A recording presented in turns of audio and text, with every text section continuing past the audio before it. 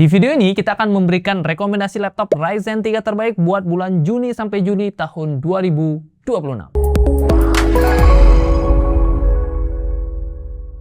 Yo guys, Ragadget bersama Rah Krisna di sini, dan kali ini kita akan memberikan rekomendasi laptop Ryzen 3 ya, yang bisa dibeli dan valid rekomendasinya mungkin sampai bulan Juni, Juli, dan Agustus tahun 2026.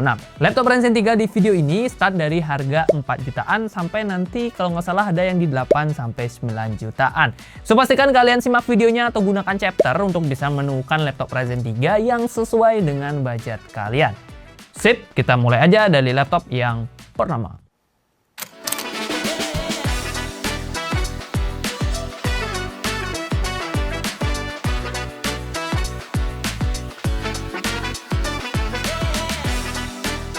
Laptop Ryzen 3 terbaik yang pertama adalah SPC Style 3. Ini adalah pilihan laptop Ryzen 3 dengan harga yang paling terjangkau pada video kali ini. Dan ketika video ini kita buat tentunya. Yes, harganya masih di kisaran 4 jutaan. Dan menurutku sih untuk kelas harga segitu di 2026, spek yang ditawarkan udah tergolong oke. Terutama kalau dipakai buat mahasiswa bisnis ataupun pelajar SMA. Chipsetnya menggunakan AMD Ryzen 3 3200U yang dikombinasikan dengan iGPU AMD Radeon Vega 3. Combo chipset lawas ini memang belum bisa dikatakan kenceng ya. Yang mana skor Cinebench R23 multicore-nya hanya dapetin kisaran 1800-an poin. Terus skor 3D Mark Firestrike-nya juga oke aja di 1100-an poin. Cuman kalau kebutuhanmu itu kayak belajar di sekolah, bikin presentasi, ataupun ngetik-ngetik tugas, laptop ini secara performa masih bisa kita handalkan. Apalagi RAM-nya ini tergolong lumayan guys, 8GB DDR4 3200 MHz dengan storage yang udah bertipe SSD 256GB M.2 NVMe Gen 3. Jadi ya urusan belajar segala macamnya harusnya udah aman di SPC Style ini. Nah, yang aku suka dari laptop ini adalah layarnya. 4 jutaan, tapi dia udah berani memberikan layar 14 in berpanel IPS dengan resolusi yang sudah Full HD. Jangankan 4 jutaan ya, laptop 7 juta sekarang aja nih masih ada yang pakai panel TN. Sementara yang ini udah IPS, yang otomatis bakalan jauh lebih nyaman pas kita pakai buat harian. Sayangnya untuk baterai, dia tergolong kecil di 38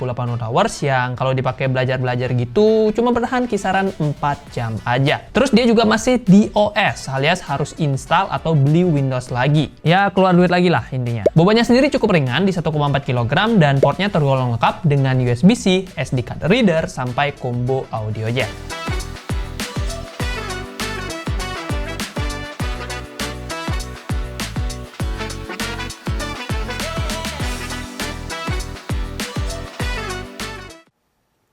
Laptop Ryzen 3 terbaik selanjutnya adalah Asus VivoBook Go 14. Kita langsung loncat di harga 7 jutaan dan laptop Asus ini bisa menjadi pilihan yang aman terutama kalau kebutuhanmu buat anak sekolahan SMA, kuliahan, ataupun kerja kantoran. Laptop Asus ini sudah menggunakan CPU AMD yang tergolong baru, Ryzen 3 7320U yang dikombinasikan dengan iGPU AMD Radeon 610M. Dengan jeroan ini, dia bisa menghasilkan skor 4700-an poin di Cinebench R23 multicore dan 1600-an poin di 3D Mark Firestrike. Udah oke banget buat dipakai ngelola ribuan data di Microsoft Excel, ngeprom di Gemini, ataupun bikin presentasi yang deadline-nya nanti malam. RAM-nya juga tergolong kenceng nih guys, 8GB LPDDR5 5500 MHz dual channel. Sayangnya RAM ini onboard ya, jadi kita udah nggak bisa upgrade lagi. Untuk SSD-nya sih tergolong lega ya, NVMe Gen 3 dengan kapasitas 512GB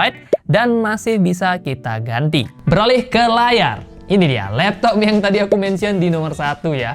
Harganya 7 jutaan, tapi dia masih pakai panel TN. Aduh, 2026 memang harus banyak semangat guys. Untungnya sih secara resolusi dia udah Full HD. Jadi ya lumayan bisa dimaklumi lah. Yang menarik, baterai 42 Wh-nya bisa dipakai kerja ringan hingga 12 jam. Kemudian bobotnya juga cukup ringan nih, 1,38 kg dengan tebal 1,79 cm. Terakhir, portnya udah lengkap dengan USB-C, combo audio jack, dan lainnya. Bisa cek aja di sini.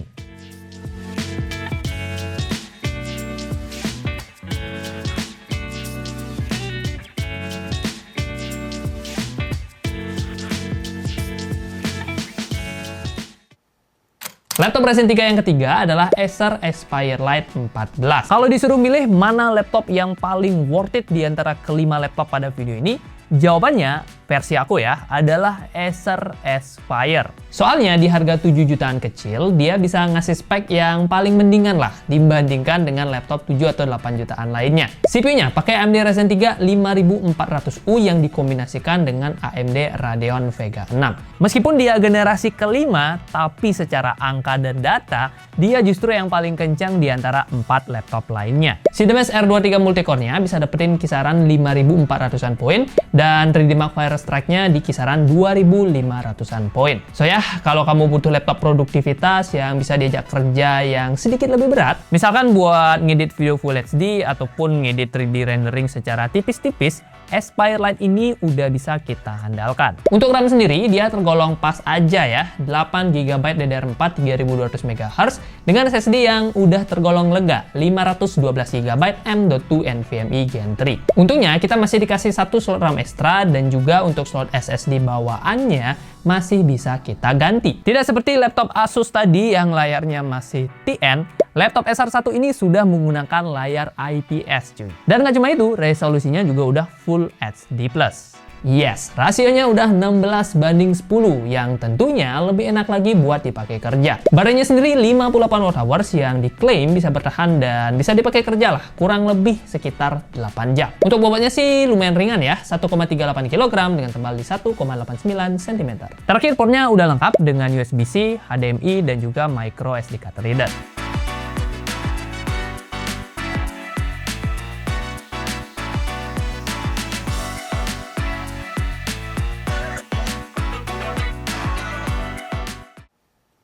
Laptop Ryzen 3 selanjutnya adalah Advan 360 Go. Ini adalah laptop spesialis yang bisa dijadikan tablet dan bakalan kepake banget kalau kamu sering bawa laptop ke cafe buat presentasi ataupun simple nonton film di atas kasur. Cocok kalau kamu memang butuh laptop 2-in-1. Kalau nggak butuh, menurutku sih ya kurang worth it. Soalnya selain keunggulan 2-in-1 dan touchscreen-nya tadi, Advan 360 Go di harga 6 jutaan menurutku masih membawa spek yang tergolong pas-pasan. Lihat aja nih, CPU-nya masih pakai Ryzen 3 3200U dengan Radeon Vega 3. Ini adalah CPU yang bisa kita temukan di laptop SPC tadi yang harganya 2 juta lebih murah. Kapasitas RAM-nya memang oke, 8GB DDR4. Cuman kecepatannya nih yang agak lambat ya, cuma di 2133 MHz aja. Nah, dengan kombo tersebut, Advan 360 Go dapetin skor di 1700-an poin di Cinebench R23 Multicore dan hanya 969 poin di 3D Mark Strike. So ya, laptop ini cocoknya buat kebutuhan ringan aja ya, kayak catet-catet, belajar sketching, ataupun ya mentok-mentok bikin presentasi.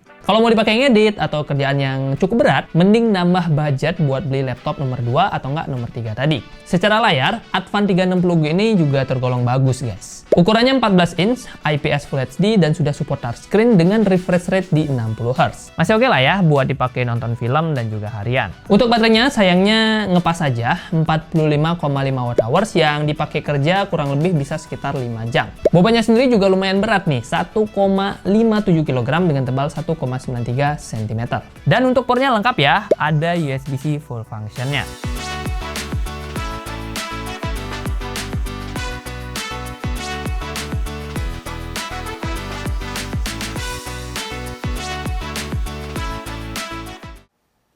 Laptop Ryzen 3 terbaik yang terakhir adalah HP 14 EM0321AU. Ini adalah salah satu laptop anomali yang aku temukan di Shopee. Soalnya ya, ini laptop Ryzen 3 7320U, tapi harganya hampir menyentuh 9 juta guys. Laptopnya yang anomali atau 2026 yang pada anomali? Cuman ya kalau budgetmu ada di 9 juta dan memang somehow suka sama laptop yang mereknya HP yang memang biasanya dipakai oleh para pekerja kantoran, aku tetap bisa menyarankan si HP 14 ini. Soalnya secara spek dia udah oke buat kerja office, kantoran, ataupun kuliah bisnis. CPU-nya pakai AMD Ryzen 3 7320U dengan AMD Radeon 610M, RAM-nya 8GB LPDDR5 5500 MHz dengan SSD 512GB M.2 NVMe Gen 3. Nah, dengan kombinasi ini dia dia menghasilkan skor di 4.801 poin pada Cinebench R23 Multicore dan 1.500-an poin pada Tridima Firestrike. HP 14 juga membawa layar yang sudah tergolong enak buat harian. 14 inch IPS Full HD dengan 250 nits kecerahan dan refresh rate-nya standar aja ya di 60 Hz. Untuk baterai, meskipun secara kapasitas terlihat biasa aja, 41 Wh, tapi buat DP kerja yang ringan-ringan, dia bisa bertahan hingga 9-11 jam. Untuk bobotnya udah standar bagus ya, di 1,4 kg dengan tebal di 1,79 cm. Sayangnya, secara opsi upgrade, RAM dari HP 14 ini udah onboard, dan kita cuma bisa mengganti SSD bawaannya. Terus untuk portnya juga pas-pasan nih guys, nggak selengkap laptop-laptop sebelumnya.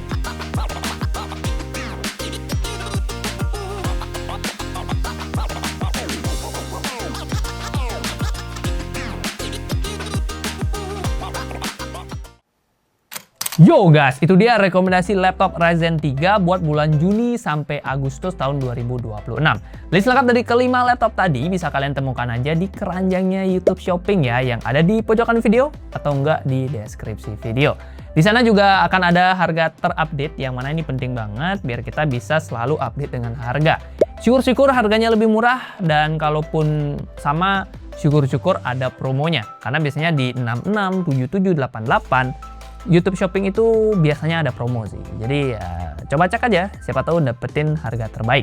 Buat yang masih punya masukan, pertanyaan atau apapun, silahkan drop juga di kolom komentar ya. Terima kasih buat yang sudah nonton. Like kalau kalian suka, dislike kalau nggak suka, dan kita ketemu di video rekomendasi Ryzen 5. Bentar lagi ya. Bye.